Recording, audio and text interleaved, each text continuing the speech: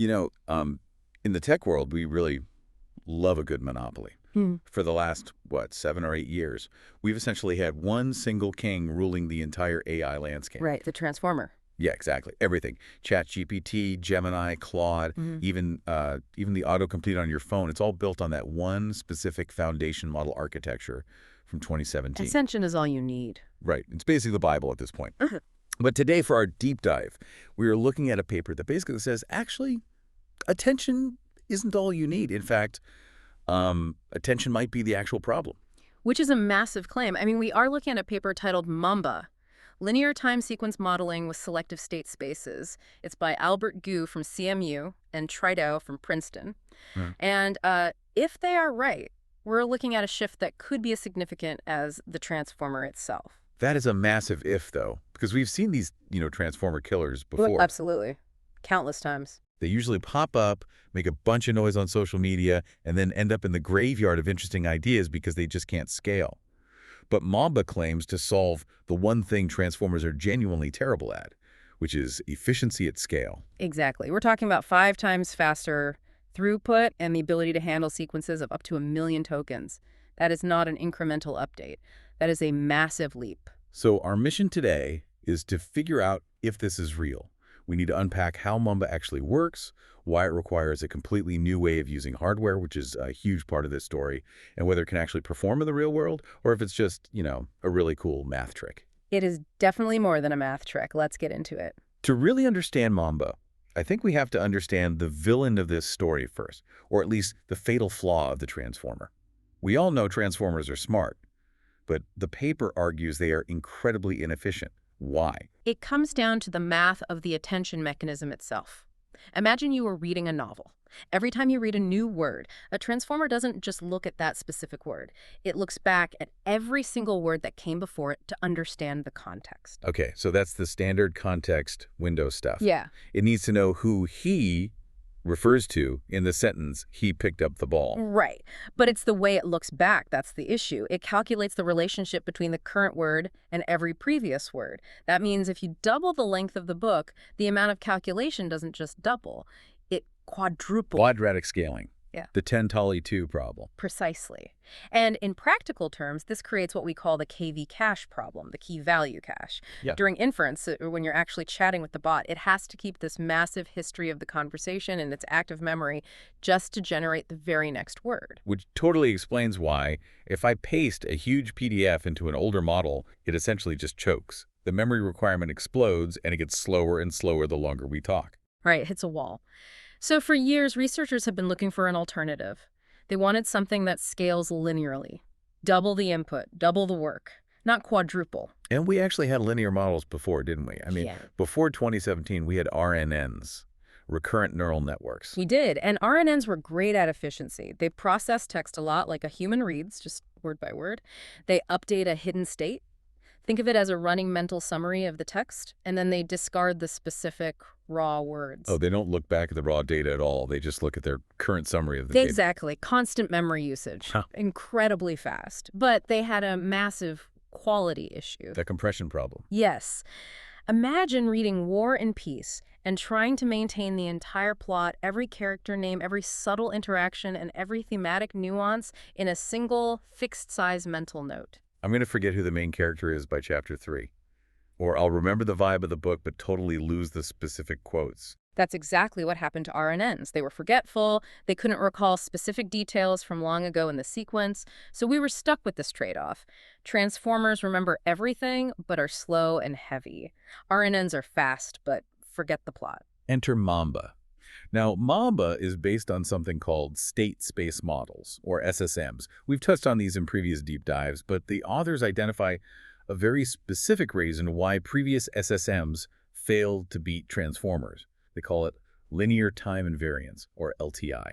This is really the technical heart of the paper. LTI sounds complex, but it just means the model's rules for processing data are entirely static. Static how?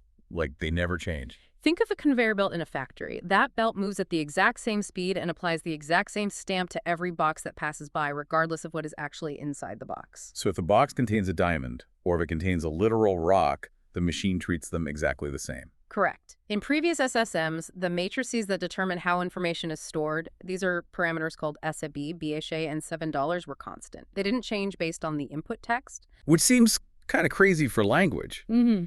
Because in a sentence, the word the or is definitely less important than the word Mamba or nuclear. Exactly. The model lacked content-based reasoning. It couldn't look at the input and say, oh, this is a crucial keyword, I need to remember this, or this is just filler, I can ignore it. It was treating everything with equal weight. So this brings us to the secret sauce of Mamba. Section 2 of the paper, the selection mechanism. This is the big fix. Guang and Da asked a really simple question. What if we make those rules dynamic? What if the parameters balls and a time step parameter called delta could actually change for every single token? So instead of a dumb conveyor belt. It becomes a smart robotic arm. It sees a piece of data coming down the line, it analyzes it instantly. If it's important, it grabs it and stores it in the state. If it's noise, it just lets it slide right by. And this is selectivity. Yes. It allows the model to compress the context, but do it efficiently. It filters out the noise so that the mental summary isn't cluttered with junk. It only keeps the signal. That sounds like the best of both worlds. It solves the forgetting problem of RNNs because it actively chooses what to keep, but it solves the speed problem of transformers because it simply doesn't keep everything. Right. But usually in engineering, when you introduce a complex feature like dynamic decision-making for every single word, you break something else. There's really no free lunch. You hit the nail on the head. They broke the speed. Because of the convolution trick, right? Right. See, the old LTI models, the dumb conveyor belts, were fast because since the rules were constant, you could use a math trick called convolution to process the whole sequence in one giant parallel swoop on the GPU. Because you could calculate the whole sentence at once since the rules never change. Exactly. But as soon as Mamba introduced selectivity, where the rules literally change at every step based on the data convolution, became impossible. You can't apply one uniform filter if the filter shape needs to change every millisecond. So they were forced back to doing it sequentially, step by step. Which brings us right back to the slowness of RNNs. It feels like they took one step forward and two steps back. It seemed like a dead end for sure. They had a much smarter model, but it was going to be excruciatingly slow to train. This is where the paper shifts from math theory to hardcore engineering. And frankly, this is the part that impressed me the most. They didn't fix the math. They fixed the implementation. They built a hardware-aware parallel algorithm. This is honestly my favorite part of the paper because it proves that you can't design AI in a vacuum anymore. You have to understand how the physical GPU works. Let's visualize this for the listener because I/O bottleneck sounds incredibly dry, but it's actually really intuitive. A GPU essentially has two types of memory, right? Broadly speaking, yes. You have HBM high bandwidth memory. Think of this like a massive warehouse. It holds all your data, massive amounts of it, but it takes a long time, relatively speaking, to walk over, grab a box, and bring it back to the worker. And then you have SRAM. Right. SRAM is the cache. It's a tiny workbench right in front of the worker. It's incredibly fast, instant access, but it can't hold very much at all, maybe just a few items at a time. So the bottleneck in most AI models isn't the math itself, it's the travel time. Yes. The I/O bottleneck. Input-output. You're constantly running back and forth between the warehouse, the HBM, and the workbench, the SRAM, just to get the parameters, do a tiny calculation, and put the answer back. So Mamba's problem was that because it had to change the rules for every single token, it was making way too many trips to the warehouse. Exactly. It was spending all its time traveling, not calculating. So the authors used a technique called kernel fusion. How does that work in our warehouse analogy? Instead of reading and writing to the warehouse for every little step, Mamba loads a large chunk of data into the fast workbench, the SRAM. Then it performs the entire sequence of operations. The discretization, the scan operation for the recurrence, the multiplication, all of it right there on the workbench. It essentially locks the door and does all the work in the fast room before sending the final answer back to the warehouse. Exactly. It creates the loop entirely inside the SRAM. By doing this, they bypass the memory bottleneck entirely. Even though the math is technically sequential, step by step, they do it so incredibly fast in the SRAM that it ends up being faster than the parallel method of highly optimized transformers like flash attention 2. That is incredibly clever. So they get the smarts of selectivity, but they maintain the speed of the old models simply by exploiting the physics of the chip. And the result is a model that scales linearly. If you want to process a sequence that is 10 times longer, it takes exactly 10 times the work, not 100 times. Which brings us to the architecture itself. If I look at a diagram of a Mamba block, what am I actually seeing? Am I seeing attention layers, Zero attention layers. MLP blocks? Not in the traditional sense either. It's a completely homogeneous architecture. It's just stacks of these identical Mamba blocks. That's a huge departure. We're so used to the attention and MLP sandwich of standard transformers. It simplifies things tremendously. It expands the model dimension by a factor called AA2, and it uses a swish or SILU activation function. But crucially, because there is no attention, there is no KV cache. When you are generating text with Mamba, the cost to generate the next word is constant. It literally doesn't matter if you've been talking for 5 minutes or 5 hours. That's the real efficiency breakthrough right there. But let's talk performance. Because if it's fast but dumb, nobody cares. I could write a script that prints random words instantly, but it's not useful. They put Mamba through some really rigorous litmus tests. The most important one they highlight is the induction heads task. This tests in-context learning. Explain that simply for us. It's the ability to do associative recall. If I say Harry Potter at the start of a prompt and then thousands of words later I say Harry, the model should know to predict Potter. It needs to look back, find the association, and copy it. Mamba nailed this perfectly. But the truly shocking part was the generalization.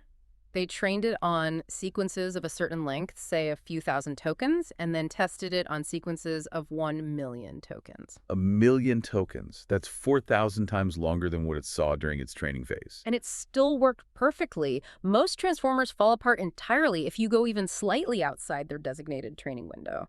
Usually beyond 2x their training length, they just break. Mamba just kept going.